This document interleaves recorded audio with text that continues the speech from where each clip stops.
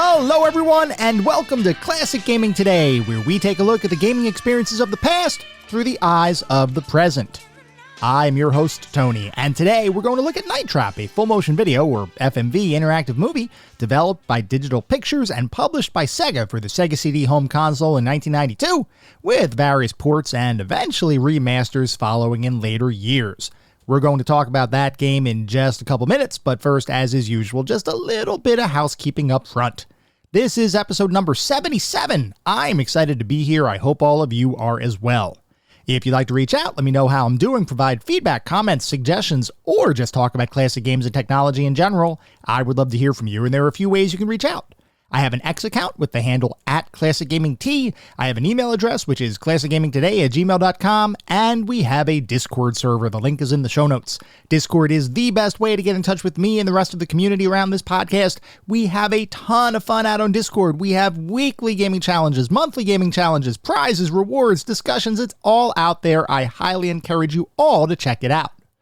I also highly encourage you all to check out our Patreon. It is patreon.com/classicgamingtoday. So if you want even more Classic Gaming Today goodness, including a Patreon-exclusive bi-weekly podcast expansion pack, patreon.com/classicgamingtoday is where it's at. I'd also like to give a shout out to our Pantheon patrons. They are ISO, Rich Senewall, David Morton, and Sam Twardowski. Thank you guys for supporting the show. Thank you all for supporting the show, whether you contribute monetarily or simply listen on a regular basis. I truly do appreciate all of the support. For anyone who may be new, welcome. I just want to give a brief overview of the anatomy of an episode because, for the most part, all of our episodes follow a very similar format and structure. We will always start by talking about the history of the game in question, the historical context, how was the game made, why was the game made, and then we move into a pseudo-review kind of section. And I say pseudo-review because it's not like we assign a numerical ranking or star counts or anything like that, but we do talk about every single game from several different perspectives. We take a look at the graphics, how does the game look, the sound and music, how does the game sound, the narrative and or story, if the game has one, playability and controls, and overall feel. What does it feel like to play the game today versus when it was released 20, 30, maybe even 40 plus years ago? We do all of that to reach a verdict as far as how well the game holds up today. And to do that, we assign each game to one of several categories. At the very top of our list is the Pantheon of Classic Gaming. If a game reaches the Pantheon, you know it is that darn good. It is a certifiable classic. You should go out of your way to play those games today. Just beyond the Pantheon are our golden oldies. These are still really good games. I still highly recommend them, especially if you enjoy the genre in which the game exists. By all means, you should have a good time. They are not quite Pantheon level, but they're still really worthwhile experiences, and I still highly encourage you all to play them today. Beyond the golden oldies, we reach our mediocre mentions. This is where we start getting into the realm of games that I cannot recommend to the broad population. They might have aged a little bit, might have had a couple of issues to begin with. You may still have a good time, especially if you enjoy the genre in which the game lives. By all means, go for it. But I cannot recommend these to the broad game-playing population. And then beyond the mediocre mentions, we reach the footnotes. These are the games that are best left in the annals of history. I have played them, so you don't have to. I cannot recommend anyone play these titles today. They have either aged incredibly poorly, or they may not have been all that great to begin with.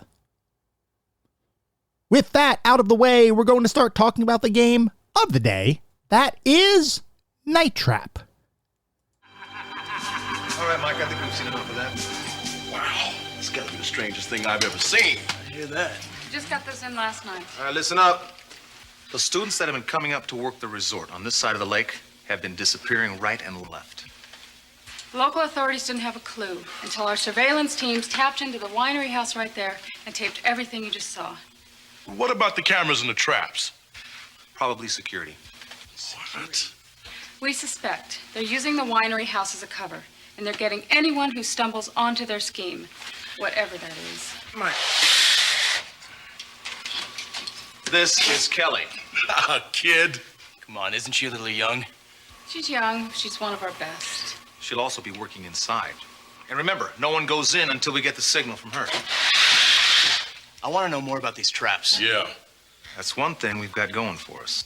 How's that? One of our guys put an override on the camera cable unit here in the back hallway. Which means? Night Trap is an FMV interactive movie developed by Digital Pictures and published by Sega for the Sega CD home console in 1992, with ports and remasters following in later years. Before we can talk about Night Trap, though, we have to address the sewer rat-sized elephant in the room, as this is the 1-year anniversary of our episode on Sewer Shark, the Digital Pictures FMV title that defied the odds to become one of our golden oldies, despite the belief by many people that FMV titles, and the use of FMV in gaming in general, was a primarily 1990s gaming fad that should never have happened. I know I may be in the minority, but for those who may be unaware, I absolutely love full motion video games. I have a soft spot for even the cheesiest, most poorly acted FMV titles. And you know what? Over the last 70-something episodes and multiple gaming challenges out on Discord, I've ended up converting a chunk of people over to my way of thinking. Or at the very least, I've opened them up to the possibility that not every FMV game is bad. Call it recognition of a previously hidden truth or Stockholm Syndrome, whichever you prefer, but suffice it to say, there are people beyond myself that have had some fun with FMV titles. From a personal perspective, I think most of you know that I'm a huge proponent of FMV in gaming, and I believe it represents a pivotal moment in the evolution of video game narratives. While I'd never argue that the majority of FMV titles are true quality entertainment, the use of real actors and video in games showed that the computer and video game market was interested in moving beyond the gameplay-driven roots of the industry and would instead begin placing greater emphasis on storylines and plot development. It was actually an indication that the games industry was maturing and trying to reach an even broader audience, which at the end of the day is beneficial to all involved. I mention all of this to say that for longtime listeners, part of our upcoming discussion is going to be familiar, as a lot of the history behind Night Trap's creation mirrors that of Sewer Shark, and the genesis of full motion video titles as a genre of game shares one singular origin story. But in order to ensure that each episode of our podcast can stand alone, we need to repeat a little bit of history along the way. So with that said, let's talk a bit about the origins of full motion video in gaming. The first full-motion video games were released in arcades in the early 80s as a means of playing a form of animated movie on arcade hardware, and the player would often be prompted to take some sort of action that would affect how that video would play out, or to which scene the video would jump to. In this way, full-motion video games in arcades were effectively a string of quick-time events, or QTEs, with the player given little choice as to how the story played out, short of being able to avoid death. Now you might be asking, what kind of technology was used to house the arcade machine's video, as most recognize that CD-ROM technology wasn't really on anyone's radar until the late 80s, and wasn't utilized for full-motion video until the CD-ROM craze of the 1990s. Similarly, the memory chips used in most consoles and arcades at the time just didn't have enough capacity to store the amount of data required by full-motion video content. So instead, arcade manufacturers turned to another video disc standard of the time, the high-quality Laserdisc format. Now I say high quality because for the early 80s, Laserdisc was pretty much the best possible format for both audio and video production, and Laserdisc players of the time were extremely expensive and weren't nearly as pervasive as the videocassette recorders, or VCRs, that almost every household had at least one of.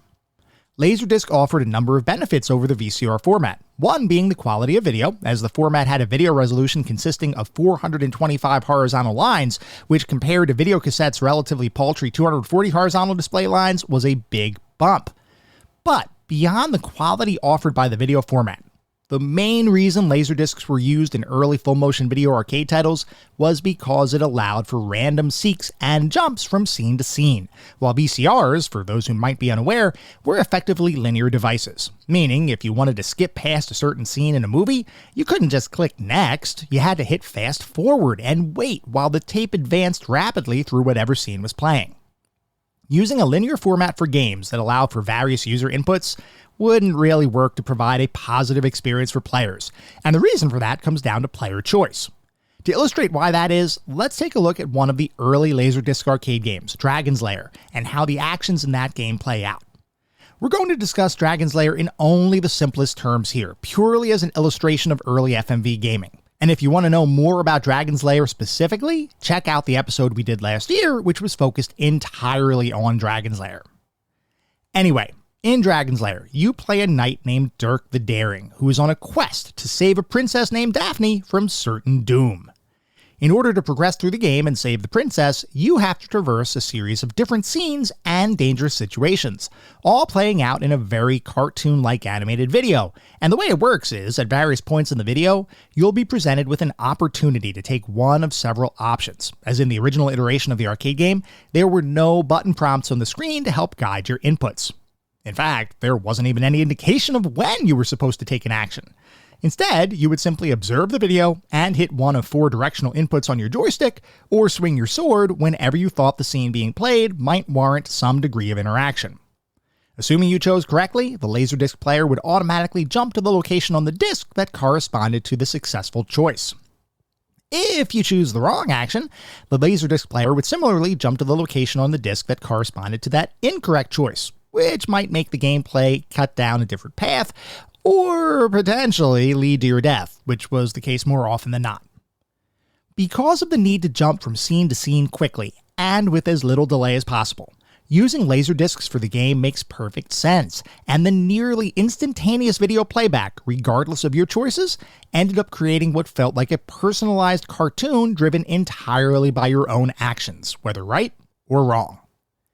If, however, video cassettes were used instead of Laserdiscs, then the act of jumping from scene to scene wouldn't really exist due to the linearity of the format. If the player were to take the action that doesn't immediately follow the currently playing scene, then he or she would have to wait for the video cassette to fast forward or rewind before the next scene would begin to play. This simply would not be all that great to experience as a player. Can you imagine playing a game that was effectively a series of 5 to 10 second gameplay snippets, followed by 20 seconds or more worth of load time? That would be absolutely awful, and if that's what FMV games would have had to rely on, there is no doubt they would have died before they ever attained any degree of popularity. So, QuickTime event-driven titles like Dragon's Lair were one type of full-motion video game prevalent in early arcade machines, but there were other ways full-motion video was being used at the time, most notably as background scenery for games that were themselves effectively graphical overlays over that scenery. As a hypothetical example, let's say you're making a Star Wars game, and you want to recreate the Death Star run made famous in the first Star Wars film, which was Episode 4. An arcade machine of the time wouldn't really have the power to create 3-dimensional graphics, texture maps, anti-aliasing, and all of the other graphical bells and whistles to make you feel like you're really in an X-Wing attacking a Death Star. But it could have the ability to play back a video of the Death Star run, while at the same time adding graphics on top of that video depicting TIE fighters, lasers, and other targets that you could position your crosshair over and shoot, causing those targets to explode. Now, the video in the scene would never really change, short of potentially jumping from one scene to another, similar to how QuickTime event-driven games work, but the graphics being overlaid on the scene can change, and you can potentially introduce more interesting controls, like targeting systems, than simply pressing a direction or action button and having a scene play out in front of you. In this way, you can maintain the feeling of realism and graphical fidelity prevalent with full-motion video, while at the same time allowing for more varied gameplay elements that provide deeper levels of immersion for the player. It's probably fairly obvious, but to be clear, if you wanted to play FMV games in the 80s, you pretty much had to do so at the arcades, as those were the only machines that had the power and equipment necessary to deliver a worthwhile FMV gaming experience. But that doesn't mean there weren't attempts to bring that technology into the home, with one of the earliest examples being a failed videocassette gaming experiment called the Control Vision console, otherwise known as Project Nemo. Recall our discussion from a little bit ago related to how videocassettes are not a good medium for interactive experiences, due primarily to the fact that the videocassette is a linear format. But what if you could have a linear experience while still allowing scenes to change immediately, not through random jumping to different sections of a disc, but by allowing one of multiple video streams to be played at any one time, while other video streams played concurrently but out of the player's sight? This, at a high level, is exactly what the Control Vision attempted to do. The ControlVision was a home console that was being developed by Hasbro, Nolan Bushnell, who was the founder of Atari, and a number of other video game industry visionaries, including a man named Tom Zito back in 1985. It was designed to utilize videocassettes as its main format, and it was, by extension, designed to utilize full-motion video across all of its games. More specifically, the goal was to use video shot just like a movie, with real actors, but allow players to interact with that video, and therefore cause each game to play out differently based on user input. The way that the team went about doing this is, from my perspective, nothing short of ingenious, but to understand the technology behind the console, we have to dive pretty deep into VHS cassettes and the way cathode ray tube or CRT televisions process data. When an image is displayed on a CRT television, it's actually not the full image that you see at any given time, but it's really half of an image. Take, for example, a CRT with 480 lines of horizontal resolution. Every 1/60th of a second, the electron gun inside the television paints 240 lines to the television screen, and the next 1/60th of a second, the remaining 240 lines are painted to the screen. This alternating pattern continues, and because it's so fast, the human eye cannot really perceive the difference in horizontal lines being created. And for reference, that means that most televisions were displaying things at 60 frames per second. The ControlVision team understood this limitation and wondered, what would happen if we controlled playback such that we used two discrete video streams, one stored in the first 240 lines printed to the television, and the next stored in the remaining 240 lines, but only displayed one set of lines to the end user at any given time? Doing so would allow for the illusion of multi-track playback, even in a linear-based system like videocassettes. In this example, two discrete video streams can be played back at the exact same time, with the console determining which set of 240 lines would actually be displayed to the player. But if you manipulate the frame rate, it becomes possible to decompose those two video streams into even more concurrent video streams. So, while you might be able to store two concurrent streams of video at 60 frames per second, you could store four concurrent video streams at 30 frames per second. This, in turn, enabled immediate scene switching using a medium that would otherwise require sequential fast-forwarding or rewinding. Put another way, when the player took an action that would change the scene of the game, the console would switch to a different set of lines, representing an individual video stream, and, like magic, a new scene would begin playing on the screen. There was no need to fast forward or seek out the appropriate scene because all of the various scenes available to the player were running concurrently with one another. So the actual story playing out was pretty much entirely linear, as you would expect given the videocassette format, but players could choose to focus on different scenes at any given time, which embedded a degree of interactivity that would otherwise have been impossible on analog videocassettes. While the ControlVision console was an attempt to take that innovative videocassette playback technology and apply it to a gaming use case, the actual technology originated outside of the game industry entirely, having been created by an engineer who had a chance encounter with Tom Zito and ended up demonstrating the concept to him. Zito loved the idea, and the people he was working with thought that it had merit, so they decided to try to turn it into a gaming-based proof of concept. There was only one question. What should that proof of concept really be focused on? We've already discussed a couple of different forms of full-motion video games that had been prevalent in arcades of the time, and now Zito and the team had to figure out what the best demonstration of their new VHS-based system would be. And here, inspiration would come from a somewhat unlikely place, at least as it relates to video games: the world of stage plays. While many video game experiences resulted from licensed movies and television shows, you don't really hear about plays driving a ton of inspiration in the video game space. But for the team behind the ControlVision console, things would be different, as they had an opportunity to see a 1981 play named Tamara several times in 1985, and they were immediately struck by a flash of inspiration. Tamara was a play that can best be described as experimental, and is certainly a unique production in the theater industry. For those who may not have had an opportunity to see a play in a theater, a traditional play involves a single stage upon which actors perform, in real time, various scenes over a series of acts, with the stage providing the focal point that the audience is meant to direct their attention towards. Occasionally, plays deviate from that formula by having actors perform in the audience, but even in those instances, there is typically one singular story and scene that is playing out at any given time. Tamara was an entirely different kind of experience, in that rather than having a single scene play out at a time, in Tamara, 13 different stories would play out at the same time, and it was up to the audience to determine which story each individual wanted to pay attention to, and which ones they wanted to ignore. That might sound strange, or perhaps overwhelming, until you realize that the way this play is typically performed is by using an actual house, where different actors inhabit different rooms of the house, and audience members are invited to walk around each of the rooms, interacting with the actors, and sometimes even becoming part of the play themselves. The thing is, though, because there were multiple parallel stories taking place at a single time, it would be impossible to witness everything going on in the play in one sitting. Or, I guess, standing. So theatergoers would often attend the play multiple times, observing different rooms and stories each time, in an effort to fully understand the true meaning and overarching story of the play's narrative. Which is why, when members of the Control Vision team had an opportunity to see the play in 1985, they were immediately intrigued and would return to watch the play several times over the course of a single weekend, each time learning more about the underlying stories and characters.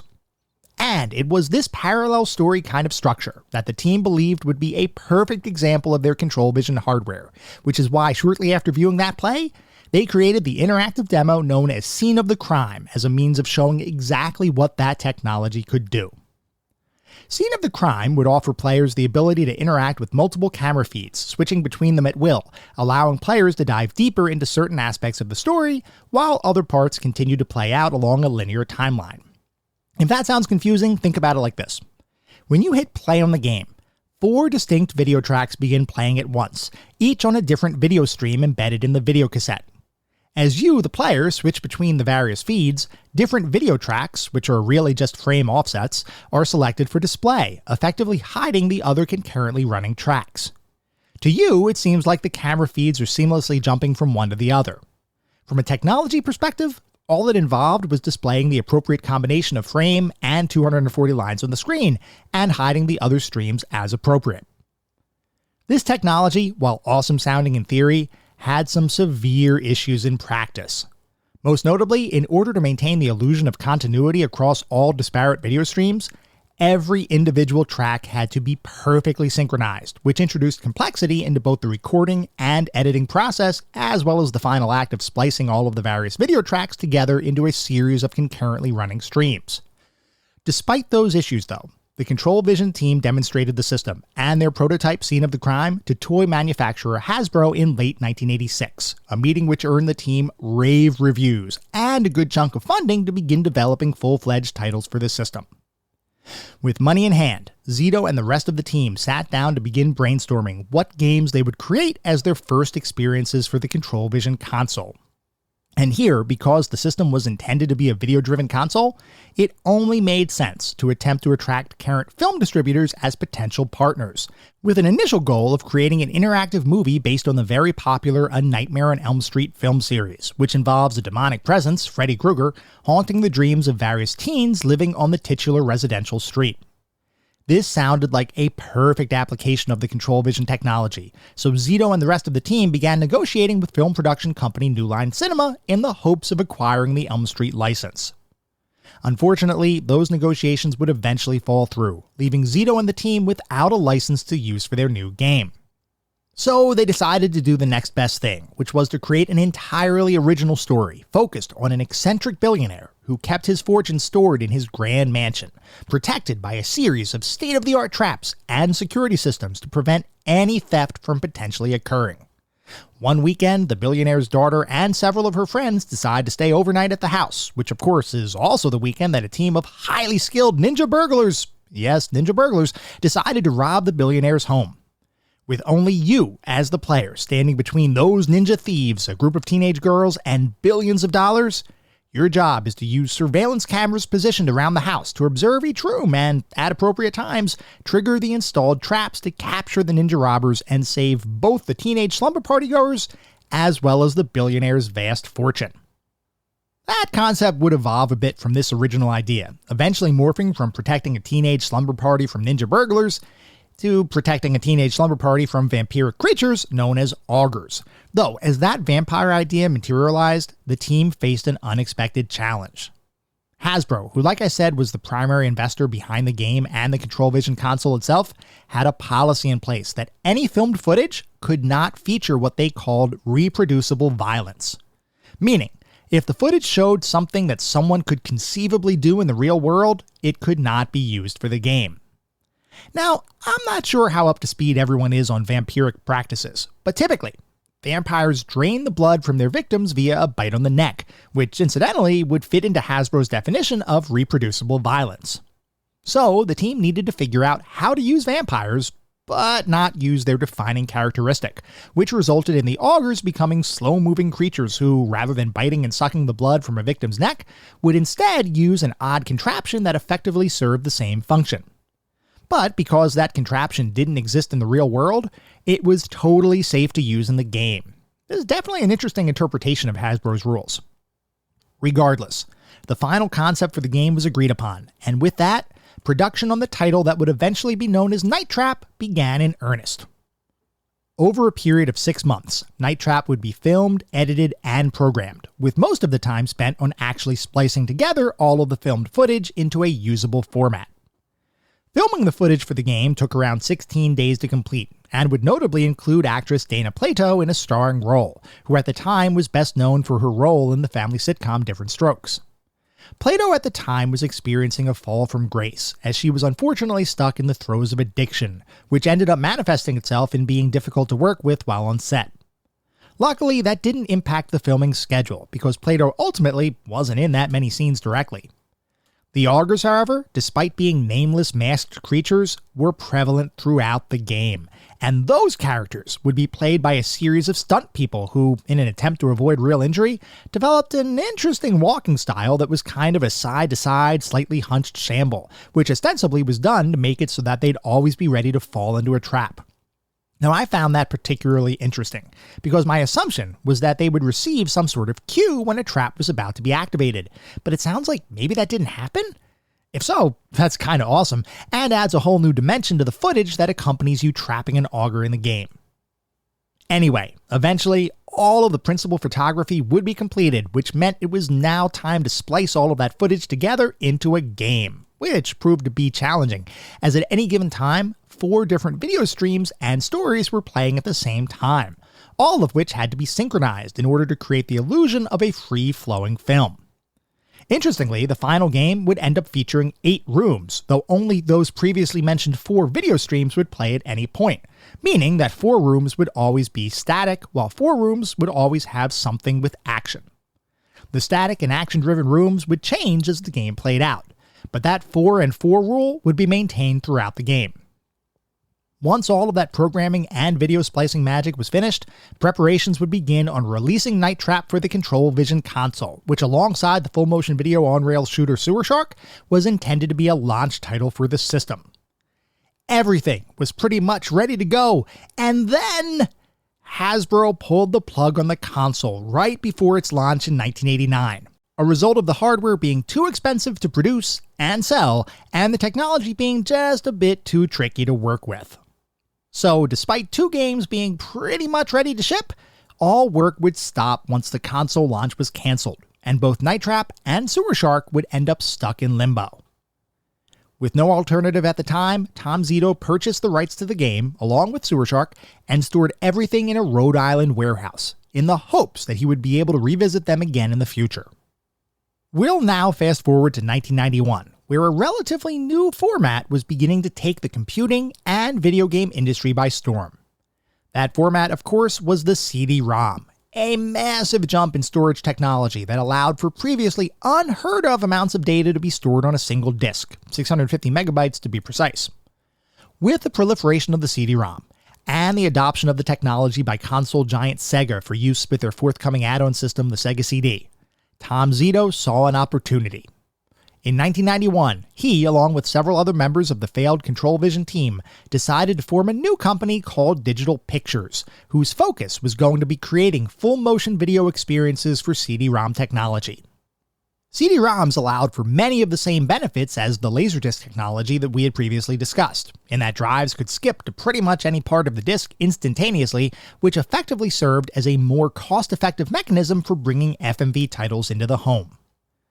As Digital Pictures began considering what games to make first, the team recalled that not only had Tom Zito purchased the rights to both Night Trap and Sewer Shark, but he also had all of the original film and game assets locked away in a Rhode Island warehouse. The team therefore decided that they would focus on those titles first, and work on Night Trap resumed years after the game itself had originally been created. The good news for Zito and the team was that most of the time-consuming work was already complete. All they needed to do was figure out how to effectively port the title from the ControlVision to the Sega CD. Now, we've talked before about how Laserdiscs and CDs allow for skipping to different areas of the disc with little, if any, perceptible lag to the player. In reality, that's not entirely accurate. Most Laserdisc titles did in fact have a very short pause when jumping from scene to scene, and even though CD-ROMs were capable of immediate jumps, the speed of CD-ROM drives at the time, which equated to 150 kilobytes per second, otherwise known as single-speed drives, was not conducive to playing full-motion video sequences with any level of fidelity and smoothness. In order to make the experience better for the player, the Digital Pictures team basically recreated the ControlVision technology, albeit on a CD-ROM disc. Meaning, for Night Trap, 4 streams of video were being read from a single data stream, which meant that as video sequences shifted from one scene to the next, there was literally zero pause in the action. It all felt like a single integrated video. To accomplish that feat, the team had to create their own video format and codec, because the technology for creating this kind of fast-paced, fully integrated video stream just didn't exist at the time. This codec would be improved throughout the years and would be utilized in a number of Digital Pictures' future FMV titles. As it relates to Night Trap, the end result was that to the player, everything was entirely seamless, and they could literally choose to view any room at any time and see a continuous, fully synchronized video stream. Tom Zito's vision of having a true interactive movie where players control the action was about to come true. Night Trap would end up being a launch day title for the Sega CD in North America, hitting the market on October 15th, 1992, and, along with Sewer Shark, represents the first instances of a home console title using full-motion video as the primary mechanic in a game. That's right. Night Trap, Sewer Shark, and Digital Pictures were trailblazers in the video game industry. There was just one problem. Right around the time that Night Trap was released, the United States, and other areas of the world, were going through a period of self-reflection as it related to the rapidly developing and maturing video game industry. The video games of the 80s, which were primarily pixel-styled affairs designed to cater to younger players, were rapidly being replaced by edgier titles that, rather than depicting cute scenes to admire, were instead throwing showers of blood at players, as most prominently seen in titles like Doom and Mortal Kombat. Night Trap, however, posed a different threat. While the on-screen violence was decidedly tamer than gorier titles, Night Trap was a full-motion video game, which for many senators in the US government represented something that was a bit too real, especially considering the game's content, which included young women clothed in slightly revealing lingerie and, at one point, a bra. And those young women were being attacked by vampiric creatures. Obviously, something had to be done to save the youth of the world. So, a series of Senate hearings were held, where Night Trap and its more mature cousins would effectively stand trial while a number of government officials, video game luminaries, and others would discuss the impact of such titles on children, whom many believed were still the primary audience for video games. For anyone who lived through this period of history, you likely recognize that the whole situation was blown completely out of proportion, and oftentimes, different officials would demonstrate their own ignorance by explaining the concept of Night Trap as being what amounted to a vampire simulator. They claimed that the purpose of Night Trap was for you, the player, to attack and abduct young women. This obviously was not true at all, as your real purpose in Night Trap is to save those young women from their would-be attackers. Regardless, the damage was done, and Night Trap gained a level of infamy that very few games in history can claim.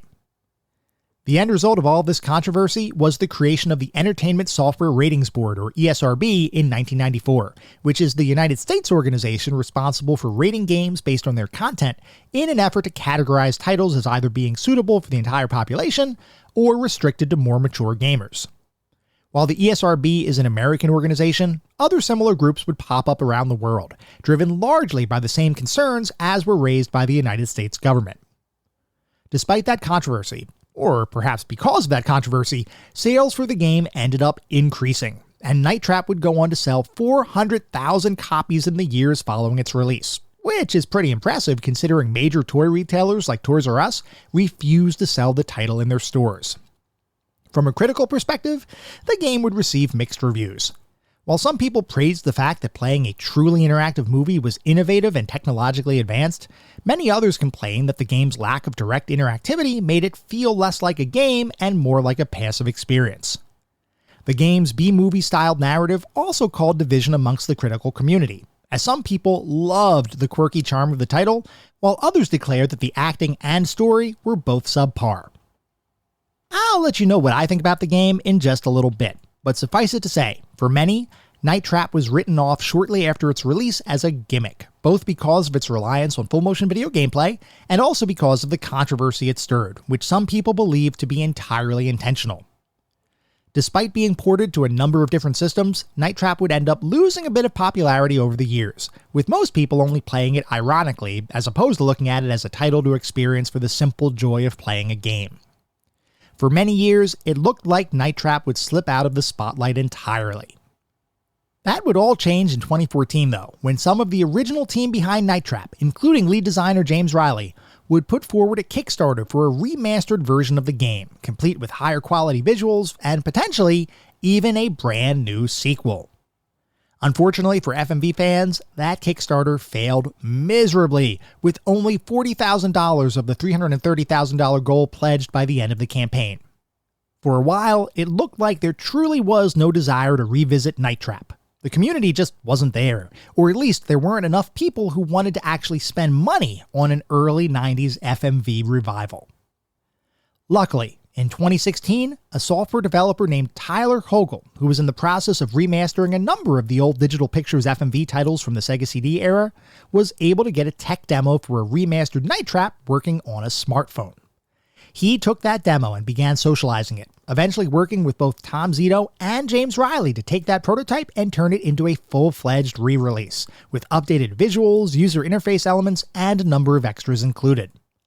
That re-release would be announced as Night Trap 25th Anniversary Edition in April of 2017, and would come out on pretty much every modern system and computer platform in the months that followed. Perhaps most ironically, the remastered version of Night Trap would also release for the Nintendo Switch, despite the fact that during the congressional hearings in the early 90s, various Nintendo leaders declared that a game like Night Trap would never appear on a Nintendo system. It's kind of funny how things change over time, and I guess it goes to show you, never say never. Night Trap, despite being a controversial FMV-based title, certainly has a spot in video game history, as does the company that created it, Digital Pictures. Digital Pictures would go on to be one of the premier FMV developers of the 90s, releasing 17 different FMV titles over the course of the decade across a wide variety of focus areas, including sports games, shooters, music titles, and others. Eventually, though, FMV titles fell out of favor, which had a devastating impact on Digital Pictures, eventually causing the company to be acquired by another company, Cyber Cinema Interactive. That company had intended to re-release Digital Pictures titles on DVD, but that ended up not happening. Though, like I mentioned, we have seen a bit of a resurgence of the old Digital Pictures game catalog, with Tyler Hogle releasing several remasters of various games over the last 6 years, including re-releases for Double Switch, Corpse Killer, Ground Zero Texas, Quarterback Attack, and Kids on Sight, in addition to, of course, Night Trap. With Night Trap, you have a title that was one of the first true console FMV experiences, which of course was a controversial title that has both its fans and critics, even today. Regardless of how you feel about FMV in gaming, or your perception about Night Trap in particular, I do believe that everyone should at least have an open mind when looking at and playing these titles. Even as an FMV fan, I recognize that there are plenty of FMV games that are simply not good, but from my perspective, Night Trap is a little bit different. It may not have been the most influential game ever created, and it may have gained a reputation for being one of the worst games ever, at least in some circles, but from my perspective, Night Trap should be better respected. It's certainly not the best game ever made, but I do believe that Night Trap, as a truly unique early 90s gaming experience, is a title that absolutely deserves to be remembered.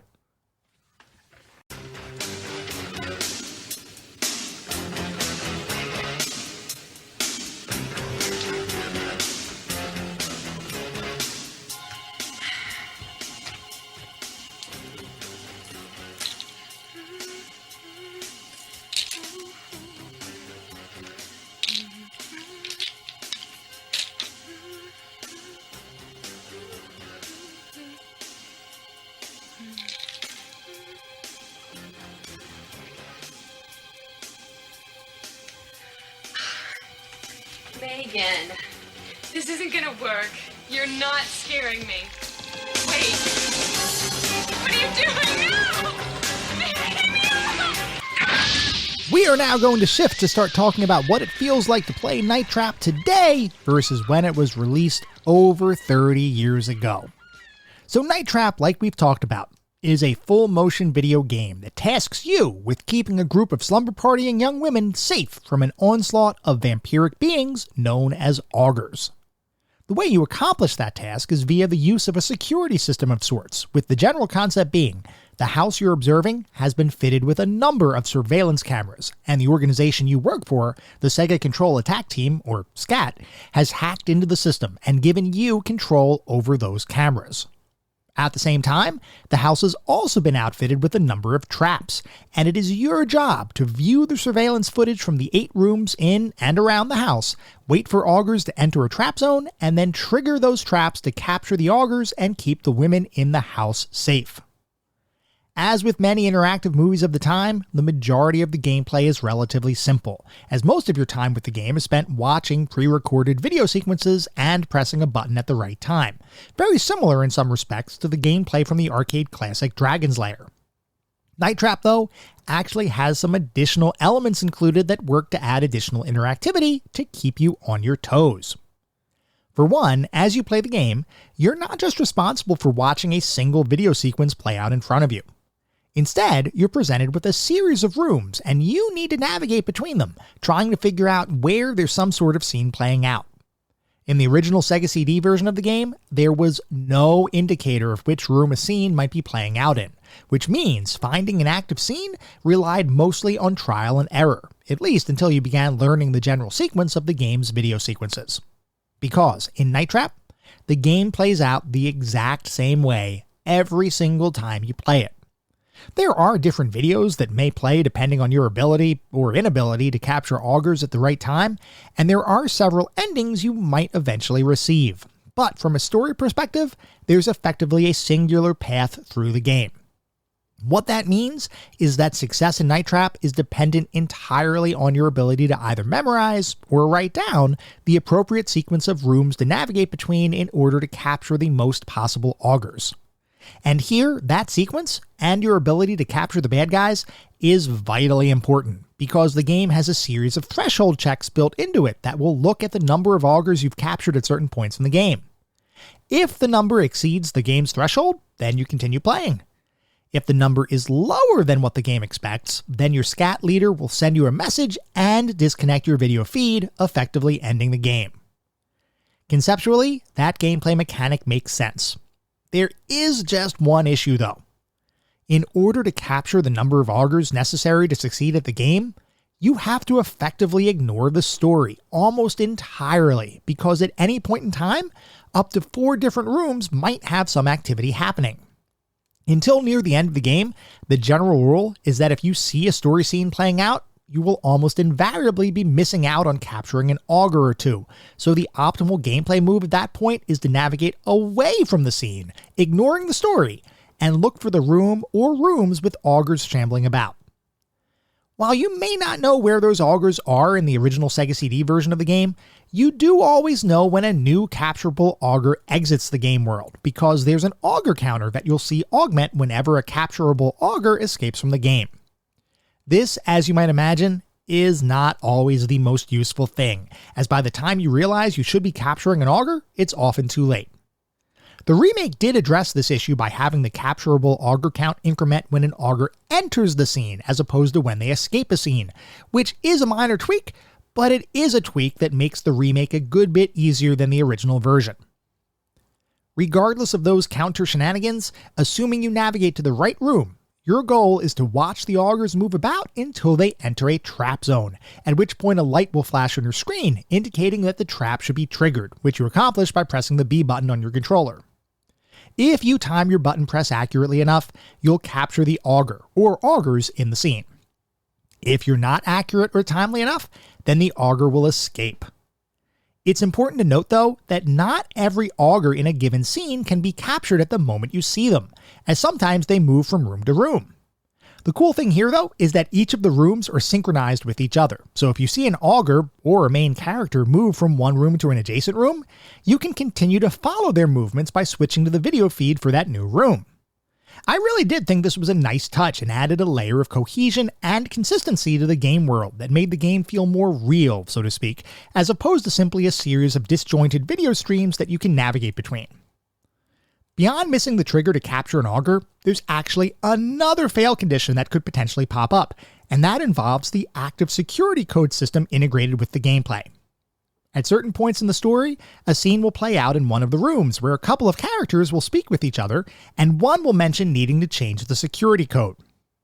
These scenes are incredibly important to discover, as if you don't have the right security code set, which in this case is one of several different colors, then your traps will not trigger, no matter how accurate your button press is. These are pretty much some of the most important scenes in the game, and they will always occur at the same time, in the same room, in every single playthrough you experience. What changes, though, is the security code that the characters choose, which is entirely random each time you play the game. What that means is that you cannot rely on simply changing your security code to a predefined value once the game clock hits the prescribed time. You need to watch the predefined scenes to hear which random code you need to set your system to. It's an interesting mechanic, and one designed to keep gameplay more engaging, which in this case, I think works, since this is one of the few ways that the game changes from playthrough to playthrough. Is it the most amazing mechanic ever? No, it's not, but it is a nice addition to further test your time management skills. And speaking of time management, that's pretty much the name of the game here, as like I mentioned, the only way you'll eventually beat the game is by figuring out the right sequence of rooms and scenes to view in order to maximize your auger capture count. What I ended up doing is grabbing a trusty pen and piece of paper and literally documenting the sequence of room shifts that resulted in an auger being captured. I ended up playing the game multiple times to get the timing down, and while I never achieved a perfect run, I did figure out enough of the sequence to beat the game and save everyone involved, which for me was 100% good enough. I should also note that if you play the 25th anniversary remaster, the active navigating scenes is dramatically improved, as rather than viewing an icon of each room, you actually get to see a mini video stream of each room concurrently with every other video stream. So you can keep your eye on the list of rooms, and if you notice movement, you can navigate there, capture your augers, and then navigate to the next room that has a non-story scene going on. Even playing the remaster though, I never got a perfect run.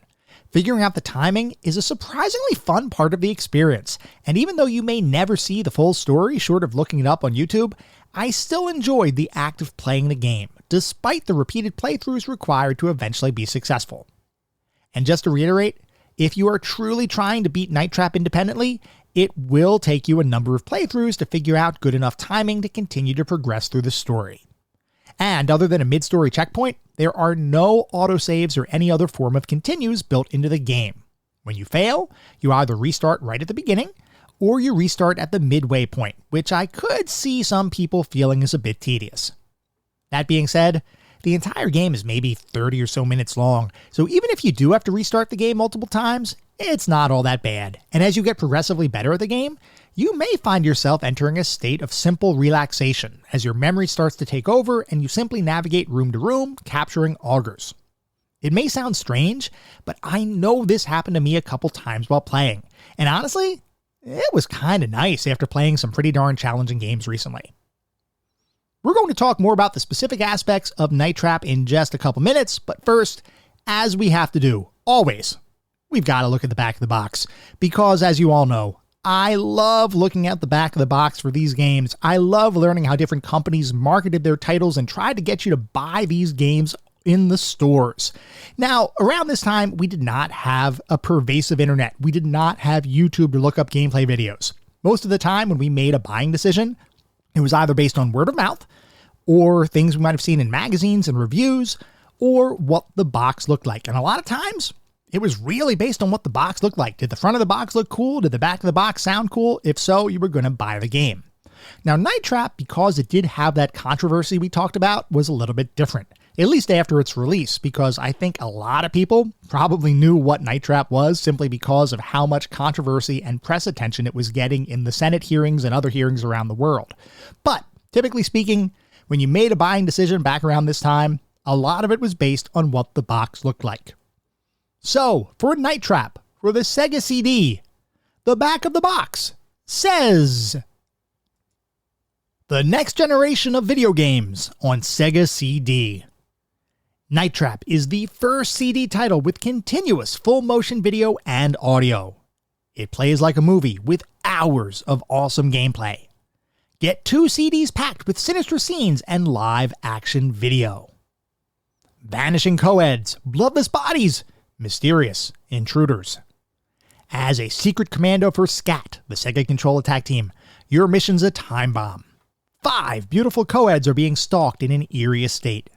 Hooded intruders are invading the mansion with blood on their minds. Watch the murderous action from hidden cameras in 8 different rooms. Catch the intruders as they track their victims. Miss your chance, and the co-eds are lost forever. You gotta play it to believe it. And then there are some screenshots from the game itself, and I've got to say, this game absolutely sold me, or the box rather, absolutely sold me on the game.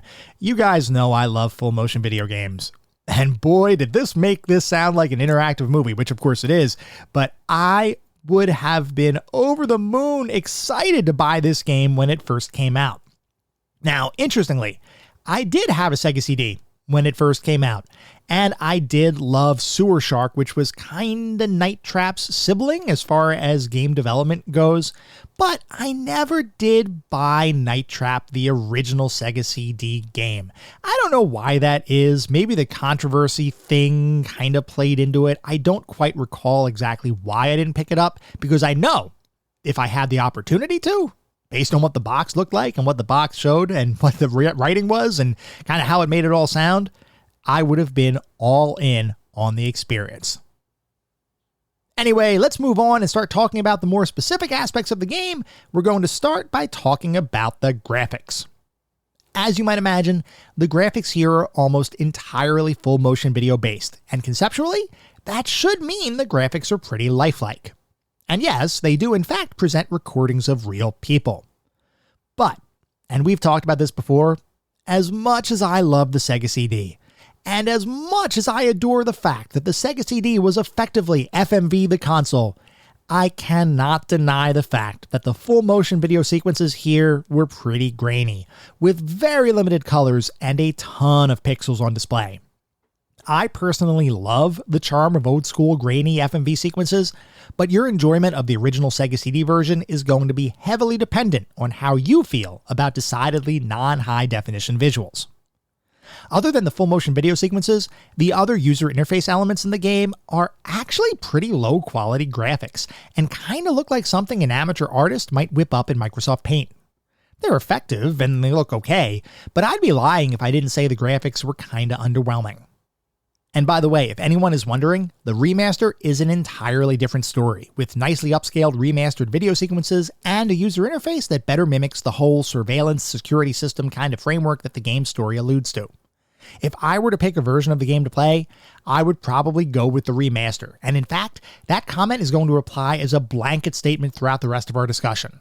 Rather than continuing to say, the remaster does it better constantly, simply recognize that the 25th anniversary edition of the title is the version to play. It is 100% the definitive version of the experience. Moving on to the sound and music, there's not a whole lot of varied music in the title, with most of the soundtrack simply being background music for the action occurring on the screen. And for what it is, those background tracks are totally fine. What transcends those background tracks, though, is the perfectly 80s, super catchy Night Trap theme song, which is actually played during the story itself while the young women inhabiting the house sing and dance along. I mean this unironically. I legitimately really like the Night Trap theme song, and listening to it immediately brings me back to any number of 80s B-movie slasher flicks that, at least for me, are a true guilty pleasure. I know this might not be everyone's cup of tea, and I'd wager a guess that there are a fair number of people who might hear the start of the song and start chuckling to themselves before saying, well, LOLs, what a crazy FMV game. But for me, the theme song is probably my favorite part of the auditory experience of playing the title. Other sounds in the game, primarily the recorded dialogue, are all fine, though you can certainly hear compression artifacts brought about by the limitations of the Sega CD system. Overall, nothing really to complain about with the audio in the game. It's all perfectly fine for what it is, with the Night Trap theme, like I said, being a shining bright spot for me. Moving on to the narrative and story, you are a member of the Sega Control Attack Team, or SCAT, and are part of an operation to investigate and surveil a winery where 5 teenage girls mysteriously disappeared previously. While the police investigated that incident, their questioning of the family that lives at the winery, the Martins, did not turn up any leads, which is why the case was assigned to the SCAT. Your organization subsequently tapped into the winery's surveillance system, discovering a series of traps throughout the building, along with the previously mentioned surveillance cameras. With the SCAT now controlling the cameras and the traps, an undercover operation is initiated, whereby another group of teenage girls are sent into the winery, with one of them being SCAT agent Kelly Med. It doesn't take long before the winery begins getting assaulted by a group of vampiric creatures known as augurs, and over the course of the game, it's up to you to capture as many of the augurs as possible and save the teenage party from capture and certain death. So this story is pretty much a perfect 80s style slumber party massacre kind of narrative, and I really enjoyed it. Now, as I've mentioned before, I love cheesy movies, and I really love cheesy movies from the 80s, so I recognize that Night Trap was effectively created to exploit my own personal likes. But I contend that the story is a simple good time for anyone. As long as you're not expecting Academy Award performances or a deep and complex plot, you'll probably enjoy this one. I would be remiss, though, if I didn't mention that actually watching and learning the story requires you to effectively lose the game, since every time you're watching a story sequence, you can almost guarantee a set of augurs are getting away.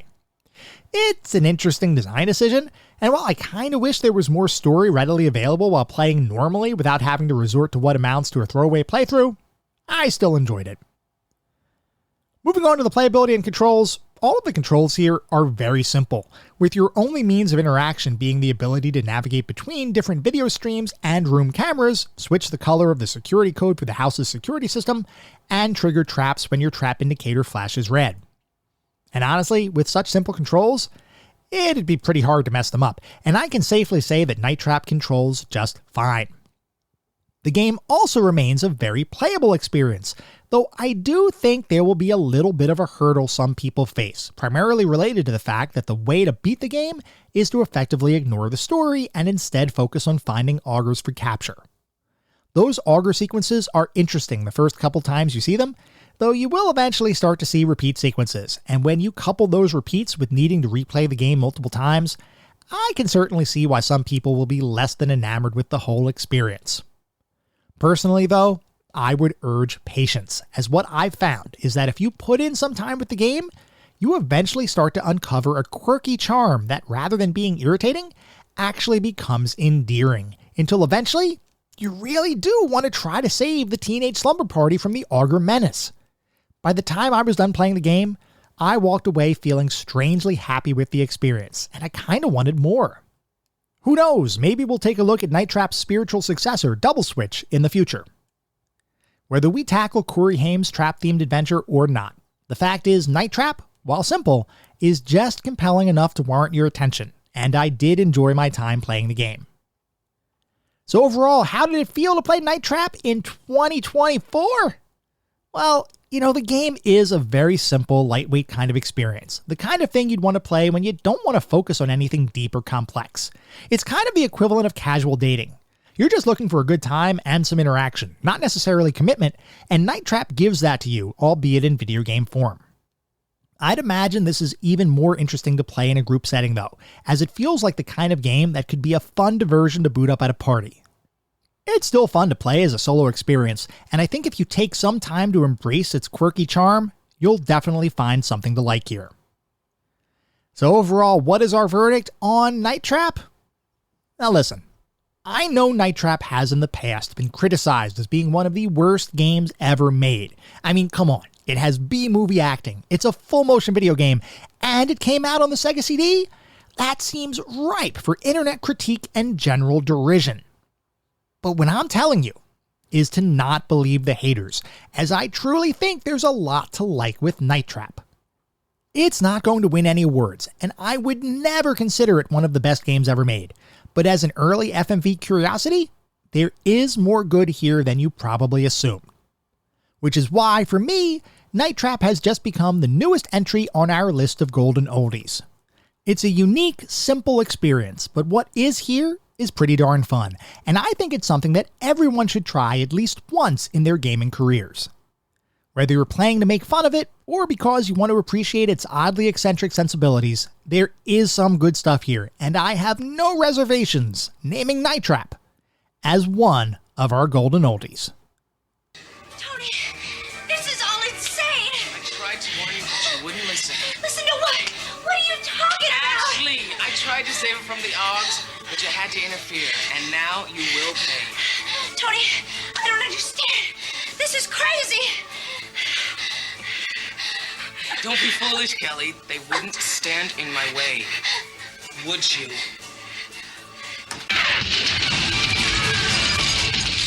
Oh, thanks, Control. That was close.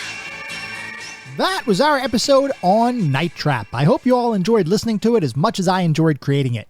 If you'd like to reach out, let me know how I'm doing, provide feedback, comments, suggestions, or just talk about classic games and technology in general, I would love to hear from you, and there are a few ways you can reach out. I have an X account with the handle @ClassicGamingT. I have an email address, which is classicgamingtoday@gmail.com, and we have a Discord server. The link is in the show notes.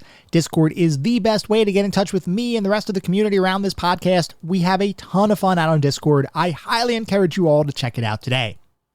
I also highly encourage everyone to check out our Patreon. It is patreon.com/ClassicGamingToday. So if you want even more Classic Gaming Today goodness, including an exclusive bi-weekly podcast expansion pack, patreon.com/ClassicGamingToday is where it's at.